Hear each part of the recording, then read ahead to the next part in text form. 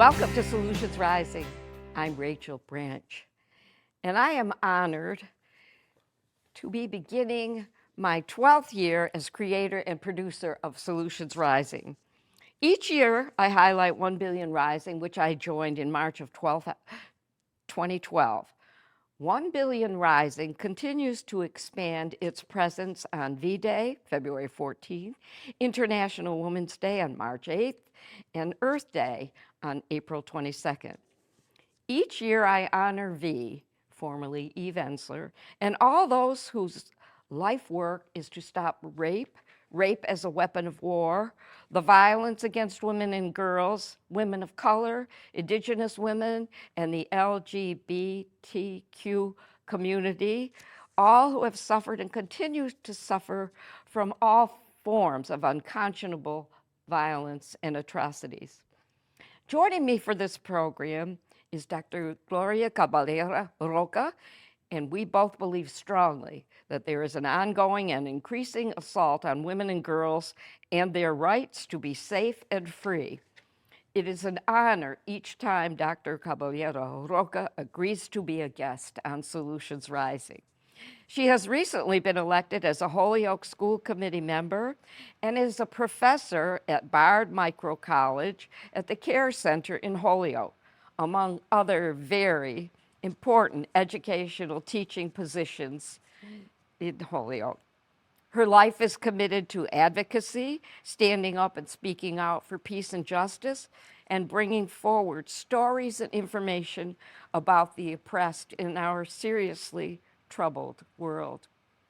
Welcome, Dr. Gloria. Thank you so much for having me today, Madam Rachel. I am truly thrilled. We are going to start out again with reading from the 1 Billion Rising 2024 campaign information that each year 1 Billion Rising produces, which also helps give the information out to the world. And we're going to start with,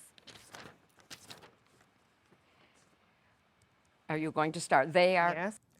They are escalating the call to hashtag Rise for Freedom in response to the ongoing intensification of violence, rape, hate, exclusion, killing, discrimination, exploitation, abuse, wars, division, occupation, and control. In response to the rapid rollback of rights to their bodies, minds, and resources amidst the growing and unprecedented spread of fascism devastating our freedoms. Keep going. Rise for Freedom is defining and reclaiming what freedom means within solidarity, democracy, safety, equality, dignity, and justice, and in the context of death, war, loss, destruction, and separation. It is rising for peace, compassion, kindness, connection, community, and care, and connecting our freedom to someone else's lack of freedom. It is reviving unity, exploring new ways of thinking, widening the lens, creating another story, changing reality, building another future.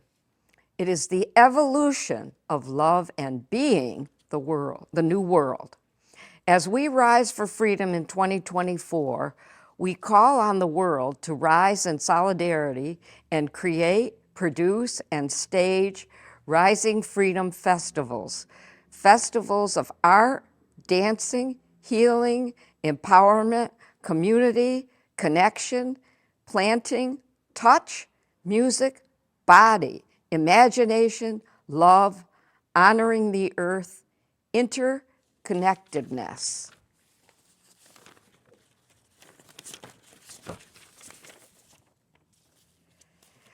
And you and I can talk about warmongering, war profiteering, war machines, patriarchal men and women who support the ongoing approach to keep forever wars going. The suffering in Ukraine continues. The women and girls of Afghanistan are being decimated. The the starvation and lack of health care in so many parts of the world because of greed and elitism, the climate catastrophe effects predominantly destroying women and girls' lives, and so prominently right now, the genocide that I believe is taking place in Palestine.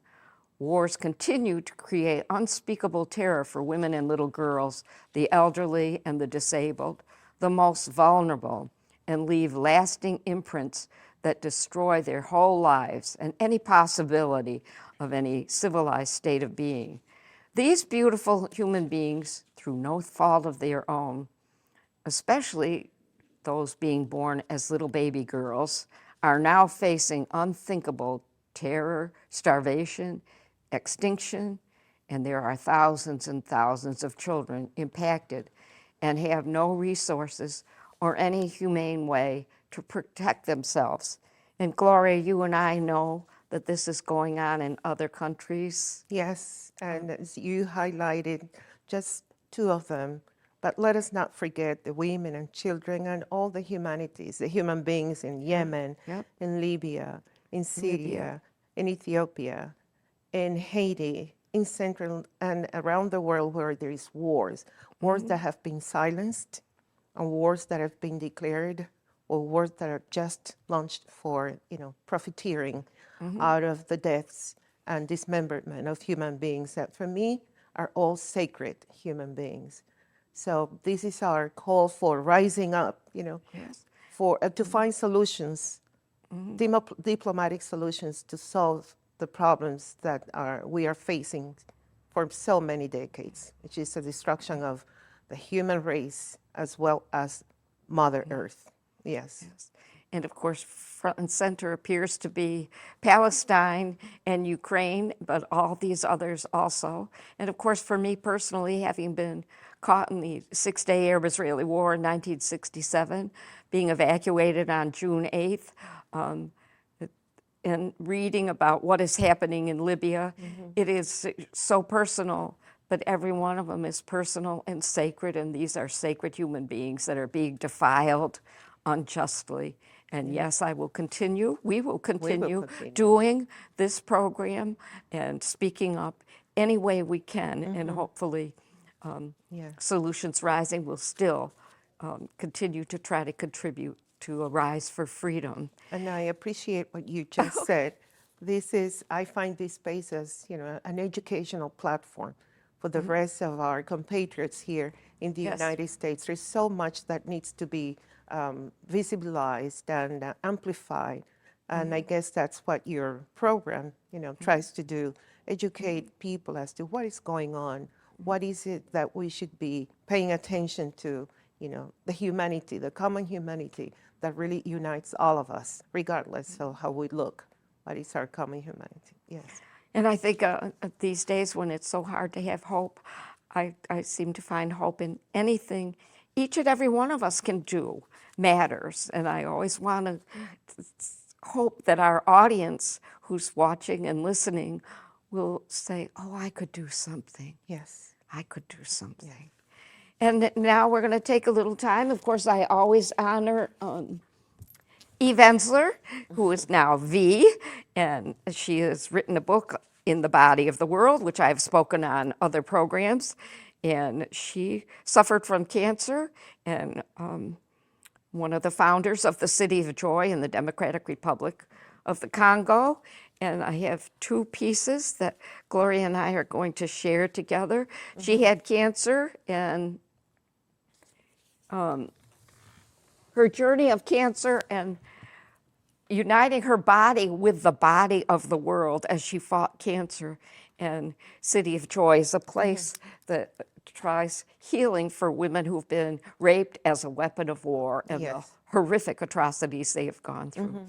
I remember we were talking before how some years ago when she was diagnosed with cancer, she was interviewed by Amy Goodman. And I remember Eve saying, well, having cancer is nothing personal. It can happen to anybody. But what is happening to women in the Congo and to other women, that is personal. They didn't choose to be raped. They didn't choose, to be dismembered or bombed or killed. So I'm going to have the honor to read what Oh, yes, what she yes. read from the Second Wind.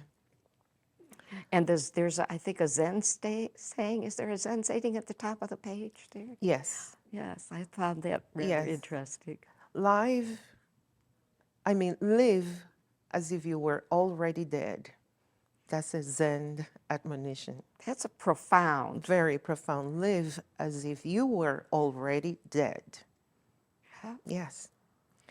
So if V says, I know the crisis on Essence Road in Bukava is the crisis in the world. Indigenous people starving as their government exports their crops. Indigenous people making $1 or $2 a day, if they are lucky, as the West and the world pillage their plentiful oil, gold, copper, coltan, or tin. Women carrying insane loads, sacks, tanks, baskets. Women putting their lives at risk and getting raped. This was Eve Ensler in The Body of the World. In the Body of the World, she produced in New York, and I was fortunate enough to go and see it. And Christine, one of the other founders, Christine, they call her Mama C. Schuler de Schrijver, was there, and they let everybody come up on the stage. They had a stage that was filled as if you were in the City of Joy. But the atrocities that were described, you could hardly bear listening to, but we have to listen to what is being said. And I've heard of some of the worst atrocities I've ever heard in my life happening in the City of Joy, and the peril the women are in, and those who are trying to help them heal from genital mutilation, from rape as a weapon of war, and what it has done to their urinary tract systems and their vaginas is so horrific you could barely listen, but we have to listen. We have to listen. Each of you will know in what direction you need to move and who to take with you. You will recognize the others when you arrive. Build the circles. Listen to the voice inside. Dance in the circles. Sing in the circles. Join arms in the circles. Surrender your comfort. We must be willing to go the distance. We must be willing to leave the kingdom and surrender the treasures. We are the people of the second wind. We who have been undermined, reduced, and minimized, we know who we are. Let us turn our pain to power, our victimhood to fire, our self-hatred to action, our self-obsession to service, to fire, to wind. Wind. Wind. Be transparent as wind. Be as possible and relentless and dangerous. Be what moves things forward without needing to leave a mark. Be part of this collection of molecules that begins somewhere unknown and can't help but keep rising. Rising, rising, rising. 2024. Rising for Freedom. And we are going to talk a little bit about, now Gloria and I are going to share some of what is going on in Afghanistan and what the Taliban is preventing now. We're going to read a little bit more from 1 Billion Rising 2024. And I will start out with, every day, the rights of millions of women in Afghanistan continue to be violated, stripped, and threatened. Women currently have lost access to education, jobs, and multiple other freedoms, such as traveling without a male chaperone and utilizing public spaces like parks and gyms. We believe the women of Afghanistan have the right to education, to travel, to freedom of movement, to jobs, to security, and just having freedom to be able to breathe and be. As 2024 begins, Our Afghan Women Speak blog continues with stories from inside Afghanistan, amplifying the stories and voices of Afghan women who can never be silenced as they share the reality of their lives on the ground. It is part of our ongoing rising for and with the women of Afghanistan as we seek out ways we can directly help and, as always, place emphasis on the fact that local women best know what their communities need. We rise with you, our Afghan sisters. If I may interject Of before we course. continue, let us not forget that Afghanistan was also occupied and 20 years 20 years. by the United States. It was the longest war. Millions and millions of dollars. Yes. And lives lost. Exactly. So we're praising the women of Afghanistan, but it's a legacy that they're also carrying with them. It's almost a generation of these women, these 20 years, and I think it's 24 or 25 years per generation, between generations. So yes, let us support them, but let us yet again remember that it was 20 years. And still, Of there war. were some Americans who tried to open schools there Yes. and educate the young women, and Yes. they're losing that, all of that now. And that's just horrendous, horrendous. And we also want to write, RIGHT, Right to Heals, HEAL, Inspiring Journey to the Beyond the Bars Conference in Nairobi. And this is about incarceration. Yes. And so I will start with the first piece.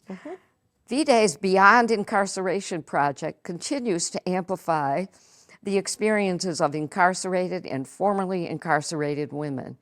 In her latest, in the quote, Dispatches from Beyond Incarceration, unquote, blog series, Roz Smith, VDA's Beyond Incarceration project manager, writes about her experience traveling to Nairobi for the Beyond Bars conference with the Right to Heal initiative, a joint project of the Columbia Center for Justice and VDA. Yes. Right. Well, I guess that was, Did you find it? It's right here. yes. Roz? Yes, Russ takes us inside. Now she's going to describe a little Yes. bit of the project. So Russ takes us inside the conference writing in the heart of Nairobi from November 30th to December 1st. The Beyond the Bars conference became pivotal for advocates, change makers, and organizations committed to justice reform across Africa. Right to Heal, our group of 8 women dedicated to empowering incarcerated and formerly incarcerated women through creative writing, had the privilege of attending this groundbreaking event. The conference provided a platform for collaboration and shone a spotlight on extraordinary individuals. And I guess people can continue reading if they go to Afghan Women Speak, Stories from Inside Afghanistan, or learn more about the Beyond Incarceration Project. Yes. Okay. So here in the United States. Do you have that one? Yeah. Next. Okay, go ahead. No, we'll talk well, first and then we'll yeah. come back to this.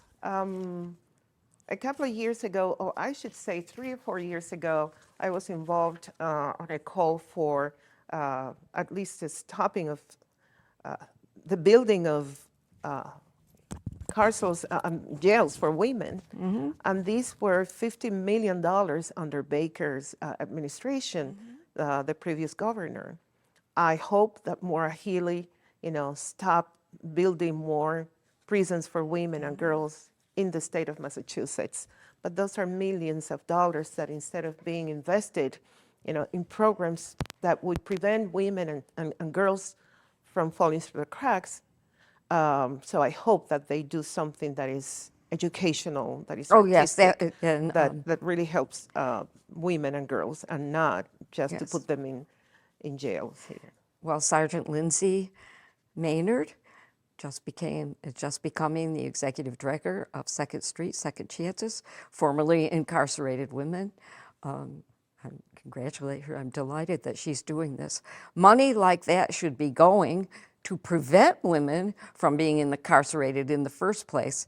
Once again, probably from nothing they have done, life circumstances, rape, domestic violence, ways that they could not, income inequality, all kinds of discrimination. But also this is a after incarceration program so they can get on their feet and become part of communities with support systems that they need. And this is part of it. It's easy to put 50 million up and build a big jail that's going to house women, and for what? Who's making the money out there? Here we go again with the corporate greed. And we don't need another jail. We need programs and monies that are our tax dollars to support taking care of the problems that are not being addressed, like housing and homelessness and lack of food insecurity. All these that are predominantly affecting women and women of color in the most horrific ways, and substantially more than other members of our society, I would say. Yes, and it's not only women of color, it's women who live in rural areas, you know, where infrastructure is not available for them. There's no preventive, you know, mechanism so that they don't fall through the cracks. It's women who are working class and low-paying women in general, and girls who have to work and drop out of school because they need to support their families. So this is not a preventive society. This is a society that takes care of the problem that they can prevent, you know. So, or create the problem they that create they the can problem. make money off of. Exactly. Yes. Yes. So here we are. Here we are again. Here we are again. Yes. Yes, the United States of America, that if they took care of the children and the women and the vulnerable and the elderly, if they took care of, you know, where is the integrity? Where is the understanding of what is important? And I'm so grateful for 1 Billion Rising each year providing me with the information of what they're hoping to do and what we keep doing and keep trying to do every year to support women and girls and all others. And all the ways, and I will ask you to read this last section, right? Do you have that one? Yes, and I would like to emphasize the local. Let us stay local, you know. The Oh, more yes. local we are, the more universal we will be. Yes. Get engaged and participate and get, I don't know, run for a position, you know, on the local level. And that Yes, will it give us starts the out power local. that we need. But what you and I are doing here Yeah. is we're going local, nationally, internationally, Yes. because what's happening on the other side of the world is affecting our lives too. And some of the same things are happening to many of us. And that's why these questions. Yes. If we saw ourselves as artists, what would we imagine and design? What would the world we see? What the new language and expressions for freedom would we find? How do we create and envision deeper, bigger, and bolder? Rising Freedom festivals of 1 to 2 days in length, including theater, music, poetry, songs, painting, murals, workshops, massage, storytelling, oral histories, testimonies, drumming, planting, talks, connecting with nature, discussions, bodywork, rituals, ceremonies, circles, and more. And community television programs that keep pushing this out into our communities and across wherever we could get this link to go. Yes. I am so grateful, Dr. Gloria Caballero Oroca, that you continue to join me on Solutions Rising. I expect and hope you will be here many more times, but particularly today, which is always so special, so meaningful. And I cannot believe that as I'm aging, that it's now the beginning of 12th year, and I will go as long as I can and speak up as much as I can. And I'm so grateful that you will share this journey with me, especially on 1 Billion Rising Day on February 14th, and especially on International Women's Day, March 8th, and push it right along to Earth Day, because all of this is what affecting women and girls and all others who are suffering from unspeakable violence. I thank you so much, Ms. Rachel Branch, for the invitation always. Thank you so much. I feel honored. Do you have a final thought? We have just about a minute left. Is there anything else you would like to say on this program? I would like for all of us to just look at ourselves as sacred creations and to honor every woman and girl out there and respect for their bodies and their spaces. Let's get together as human beings and let us love one another. It's not a love that is out of platitude, but out of respect for the earth from which we were all born. Yes. Thank you. And if each one of us picked up one problem and solved it, imagine the incredible view we would all have of solutions rising. Thank you, Dr. Gloria Caballero Roca. I am moved and honored that she has been a guest again on Solutions Rising, especially this program. May you all be part of the solution.